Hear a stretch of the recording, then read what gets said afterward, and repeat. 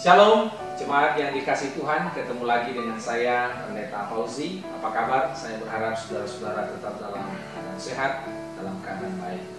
Hari ini firman Tuhan yang terambil dari Kisah Para Rasul pasal 1 ayat yang ke-8, saya beri judul Menerima Kuasa. Saudara yang saya kasih dalam Tuhan, saya yakin bahwa Anda pernah mendengar tentang surat kuasa.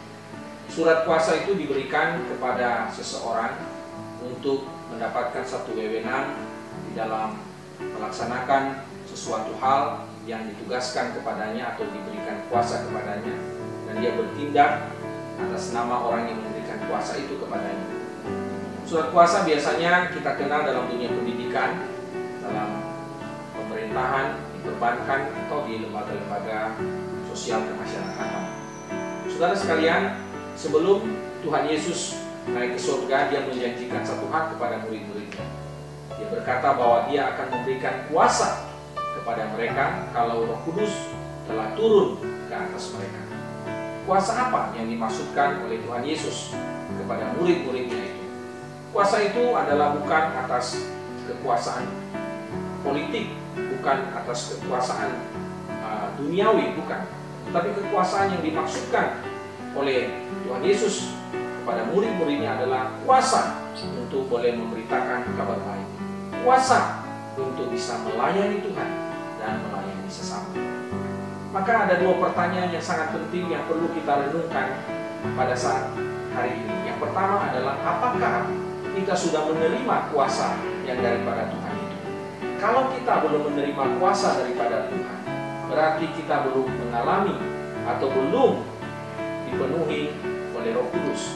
Bagaimana kita bisa mengalami kepenuhan di dalam Roh Kudus? Itu hanya bisa terjadi ketika kita pertama menerima Yesus Kristus sebagai Tuhan dan Juru Selamat dalam hidup kita, dan kita mau dituntun oleh Roh Kudus untuk hidup memuliakan nama Tuhan. Pertanyaan yang kedua adalah, kalau kita sudah percaya kepada Tuhan, kita sudah menerima Roh Kudus, tetapi apakah kita sudah menggunakan kuasa yang Tuhan berikan bagi kita itu untuk melayani sesama dengan lebih giat lagi, untuk memberitakan kabar baik dengan lebih giat lagi? Mari kita mencoba untuk menjawab pertanyaan ini di dalam hati kita masing-masing. Kalau belum, mari hari ini dengan kuasa daripada Roh Kudus itu kita memberitakan kabar baik dan kita melayani Tuhan dengan sungguh-sungguh. Seperti firman Tuhan di dalam Kisah Para Rasul pasal yang pertama ayat yang ke-8. Di situ Tuhan Yesus katakan, "Tetapi kamu akan menerima kuasa kalau Roh Kudus turun ke atas kamu, dan kamu akan menjadi saksiku di Yerusalem dan di seluruh Yudea dan Samaria dan sampai ke ujung bumi." Kuasa itu telah diberikan kepada kita. Bagaimana kita menggunakan kuasa itu? Itu menjadi sebuah pertanyaan dan perenungan bagi kita.